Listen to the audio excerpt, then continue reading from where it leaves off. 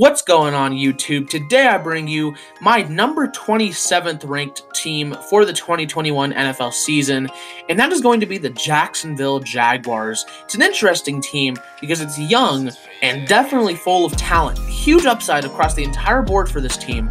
It's just, what are we going to see this year from them? Well, we're going to talk about that today. So without further ado, let's get into it.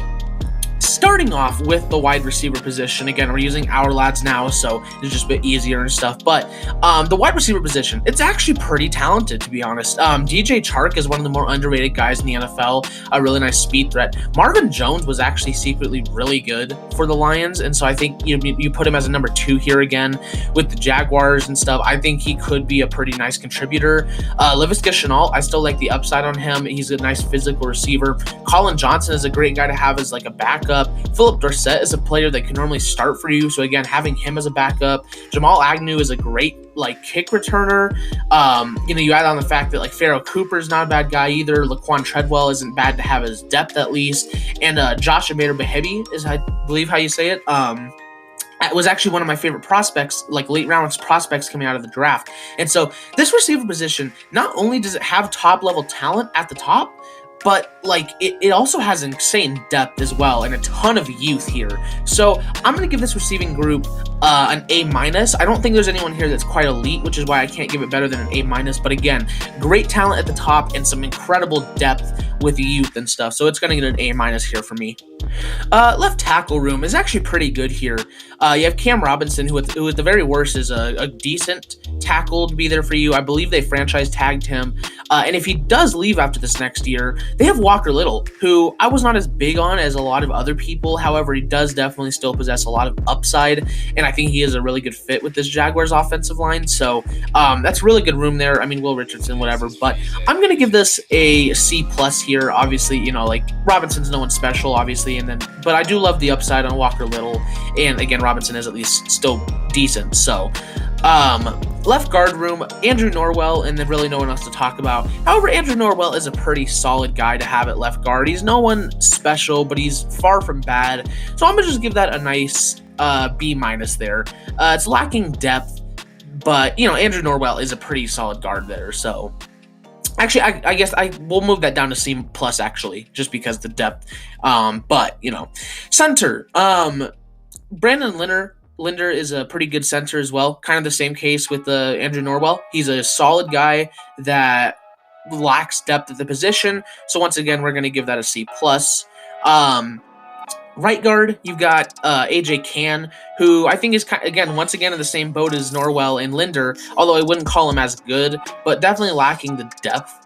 Ben Barch is fine or whatever, but I'm going to give it a C there, just because, this time I don't think Cann's as good as Norwell or Linder, but he's still serviceable. So, and then right tackle, again, really similar to just Norwell, Linder, and Cann. Jawan Taylor kind of by himself with some pretty bad depth there. And here's the thing is that Jawan Taylor, I'm not even a big fan of. I never was. And so you take all that with bad depth and stuff. I'm going to give this a D+ here. I'm not a big fan of Jawan Taylor. I really think that what would be the best case scenario is to re-sign Cam Robinson to a long-term contract, move Walker Little over to right tackle, because I do not like Jawan Taylor at all. So it's going to get a D+ here for me. Tight end. So, tight end, well, the Tim Tebow room. This is actually a pretty decent room when you look at it. Tim Tebow, I know a lot of people think he's just going to be this depth, kind of personality piece there, part of the culture. I would disagree. I think at the very worst, he's going to get in on some gameplay. Look at him. He's in the best shape of his life. It's not like he's, out of shape or he can't play anymore. I think he's not more than 32, 33, which obviously is older, but it's not that old to where he can't still make an impact. I believe he could be starting, to be completely honest, because the rest of this room, I mean, James O'Shaughnessy is fine or whatever, but I don't think he's a starter. Luke Farrell, I did like coming out of Ohio State, but I think he's really raw, and I don't see him starting anytime soon. And then Chris Manhertz is a fantastic blocking tight end, but he's nothing else than that. So I think there's a legit chance Tim Tebow is their starting tight end, because I don't see it being Pharrell. I don't see it being Manhertz. If I do see it being anyone else other than Tebow, it's O'Shaughnessy, and even then, I don't know if he'll be starting. So overall, because there's no top-level guy here, there is some decent depth. I'm going to give this a C-. Obviously, it's not like great depth or anything, but I think it's a C- here, though. The tight end room, it's definitely got at least decent depth, though. So quarterback, Trevor Lawrence and Gardner Minshew. I mean, that's actually like secretly one of the best duos in the NFL already, because you take Trevor Lawrence, who is obviously, one of the best prospects that we've seen since Andrew Luck, even, like a John Elway. He's going to be starting for them, and obviously, I think he'll be great this year. He might not be like this prodigy his first year, but he's going to be great. And then you have Gardner Minshew, who is likely going to be traded, but for right now, as his backup, is probably the best backup quarterback in the league, if not one of them. So you take that. CJ Beathard and Jake Luton is actually decent depth. For once, the Jaguars actually have a decent quarterback room. I'm going to give this a B- for right now. Again, Trevor Lawrence, obviously he's Trevor Lawrence, so we'll see what he does. But Gardner Minshew as your backup is great to have, even if he does get traded soon, which will obviously bring this down a little bit. But for right now, it's going to be a B-. Running back. Really good running back room here. You probably have James Robinson still starting, but you have Travis Etienne as kind of that backup number 2. They've been putting him into the slot a lot, which is great because I don't think they have a few guys who are slot receivers, but I think Etienne is probably the best of these guys when it comes to being like a slot receiver. They used him a lot there. He looks good. So I think that's there were definitely other spots I would have gone before running back just to make Lawrence happy with his former teammate, or now still current teammate.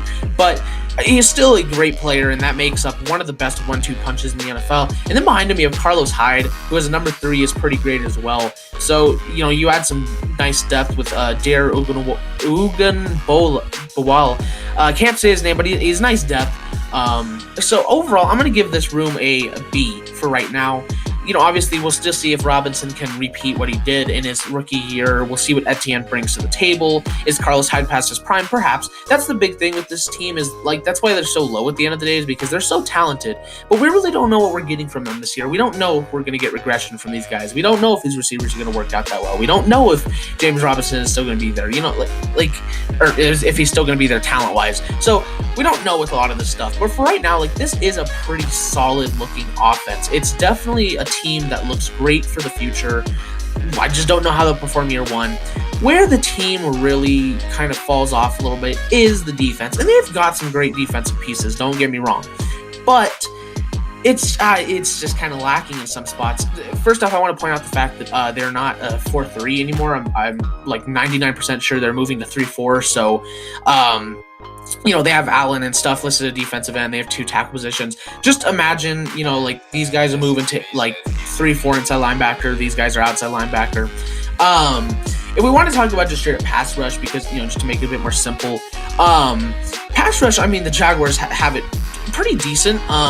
Josh Allen, I feel like he is yet to truly break out, and I don't know if that's going to happen this year, but I still do like him overall as a player. He's definitely the best pass rusher on this team right now. K'Lavon Chaisson was, in most people's eyes, is a failed pick out of LSU, but I still love the upside that he holds and the potential. So, especially, I think he'll be starting across from Josh Allen at the other outside linebacker role, but for right now, I still think he's someone that you at least want to see if you do have something, because I believe there is something there. If you're looking still, again, more of that outside linebacker room, that's kind of it for strict outside where I think people will play. You can really switch a lot of these up. So I guess for right now, the outside linebacker room, we're going to give that probably... we're going to give that a C for right now. Obviously, again, still the upside on Chaisson, but I do like Josh Allen and his upside as well.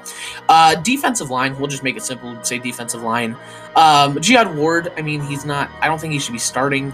It's kind of the same with a lot of these guys, like Dwayne Smoot, Adam Gotsis. They're great depth, but none of them should be starting. So because there's great depth here, but really not even a starter, I'm going to give it a C-. For this kind of defensive end room here. Of course, you've also got I mean, there's a lot of these guys that can play defensive end, but that's where I'm just going to go for right now. And then looking at the defensive tackle room, it's, again, really deep, but there's just no top-level talent here. Like Taven Bryan, Davon Hamilton, Malcolm Brown. Like, none of them should be starting. Malcolm Brown was good at times, but I don't think he should be starting. Jay Tufele was a guy I was really high on at the start of the draft process, and then he really fell for me. So, I mean, I like him as depth here. You know, there's a lot of good depth here. So, similar to this defensive end room, because there's a lot of great depth, but no one that should really be starting, same grade is going to be a C-. Overall, like, the pass rush is definitely going to be a struggle. They've really got no one along the defensive line in general. It would have really helped to have Tyson Alulu there, but he went back to Pittsburgh, obviously. It's going to hurt the rest of the defense, obviously, because I think when you think about defense, the place you want to start by building a defense is your front seven, and we'll get to the linebackers in a second here.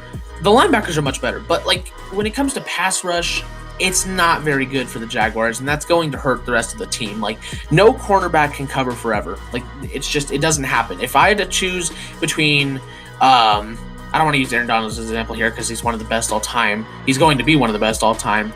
If you had the choice between Myles Garrett and Jalen Ramsey, in my opinion, the best player at their position, I'm picking Myles Garrett because, like, at the end of the day, Jalen Ramsey can't cover forever, and Myles Garrett makes corners' jobs easier. So not having the best pass rush here is definitely going to hurt the Jaguars.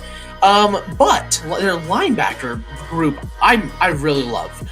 You start off with Miles Jack, who was actually really good at the start of last season. He cooled off towards the end of it, but he is a very special athlete. Behind him, and again, you can switch up a lot of this, but behind him, Shaquille Quarterman.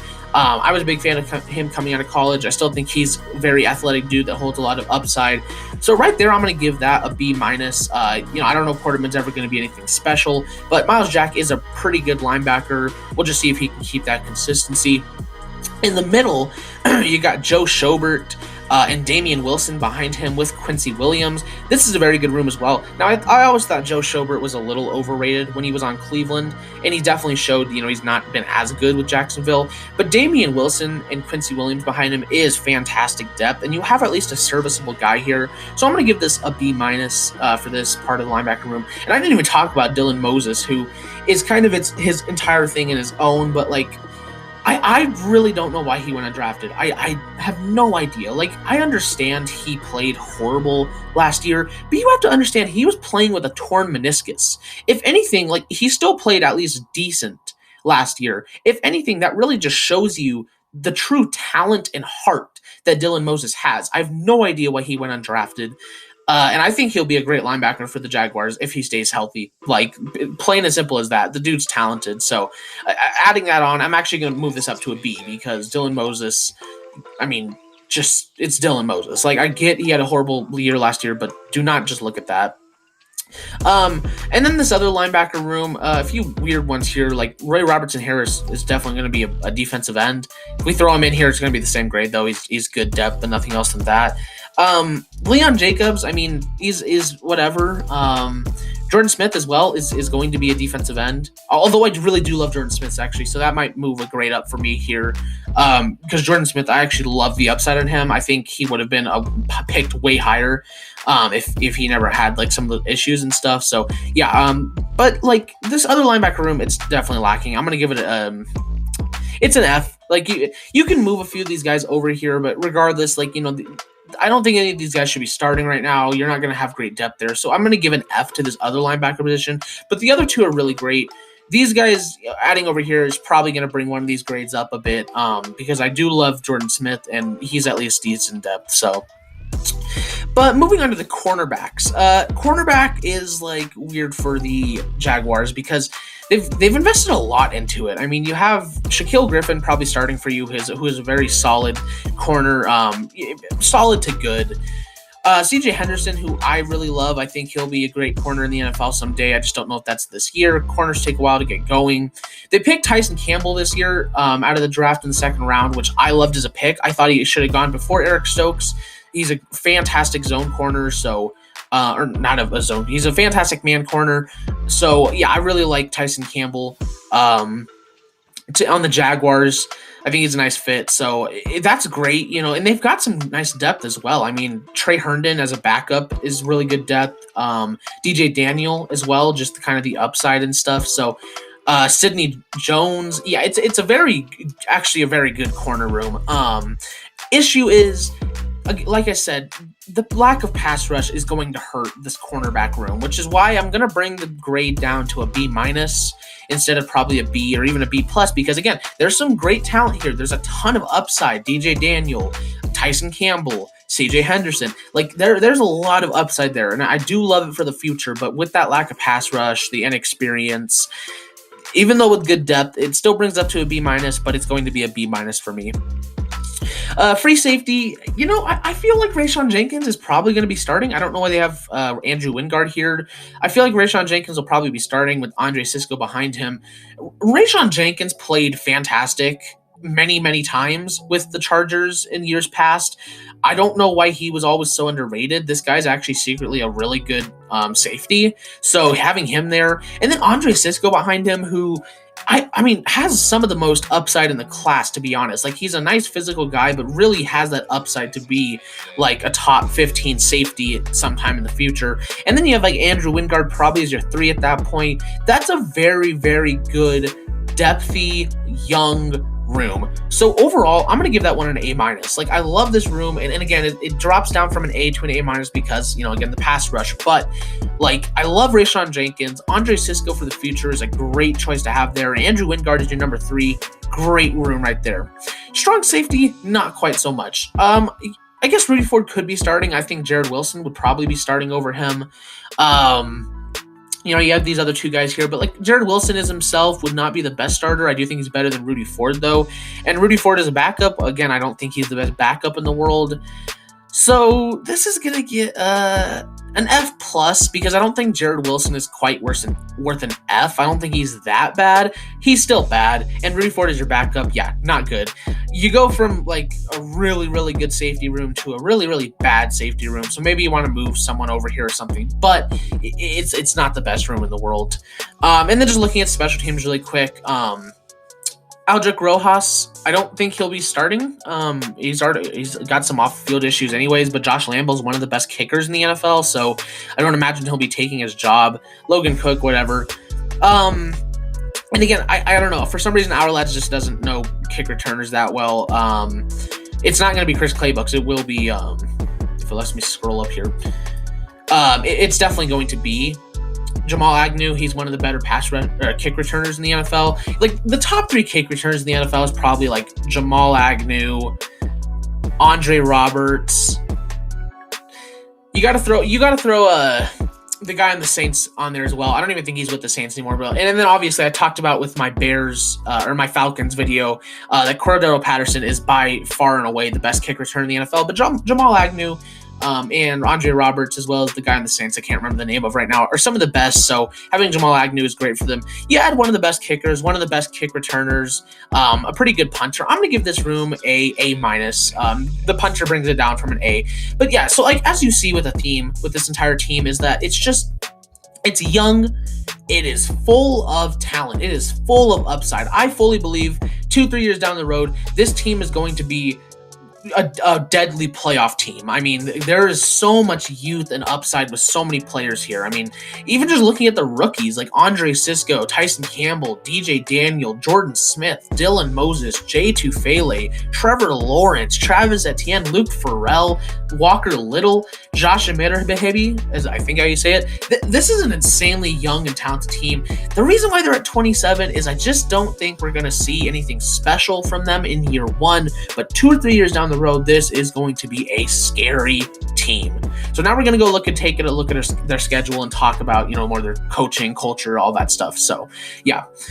And just taking a look here at their schedule, I mean, it's not one of the harder ones. I mean, there are obviously some very difficult games, but like for being a team that's not very good themselves, they're young, they're going to need some easier games. It's not the worst schedule in the world. You start off with the Texans, who, it's not an easy game because once again, if you're a bad team, games against other bad teams is going to be a toss-up. But, the Texans, the Broncos, that's going to be a tough game. Cardinals, that's a tough game. Bengals, I mean, it's still a tough game. The only games that are really like toss-ups here are the Texans twice and the Falcons. The rest of the schedule is actually really tough, and that's another reason why, it's kind of difficult to predict the Jaguars this season, is because who knows? Maybe Trevor Lawrence does have like the greatest rookie season of all time. Maybe this Jaguars team just clicks its first year. Like who really knows? It's hard to imagine with such a difficult schedule, but like it could happen. The coaching, it's not a concern for me, but it's not something I'm confident in either. It's very hard for a college coach to translate to the NFL. We've seen time and time again they try it, and a lot more don't work out than more. It's more common for a college coach to not work out in the NFL than for them to work out. Urban Meyer is a great head coach. I just don't know if he's the right guy for this. I feel like it could be a situation where maybe he helps build up this team. He's a great team coach and stuff, but I don't know if he's ever actually going to be able to get the job done when it comes to winning and stuff. Great at developing players. I mean, there's a reason he brought in like Tim Tebow, which is the first thing is I want to say I do love the culture here. I love the idea of this young team that, like, I don't even know if they think that they have high expectations for themselves. I think they're just going in and I think they're ready to have fun, to be honest. And so that might result in some unlikely wins for this Jaguars team. But with a very tough schedule, a pretty tough division, besides the Texans, obviously. I do love the culture. I think Urban Meyer is a good coach. I don't know if he's the guy to get it done in the end. Such a young team with so much upside. Like I said, I think 2 or 3 years down the road, this is going to be a scary team. But for right now, I have them as the 27th ranked team for a reason. And that is why I have them at the 27 rank. But that is the video, so if you guys did like, don't forget to leave a like, subscribe, and hit the notification bell so you never miss an upload. Number 26 team tomorrow. Take your guesses in the comments on who that is. I will see all you guys in the next video. Bye-bye.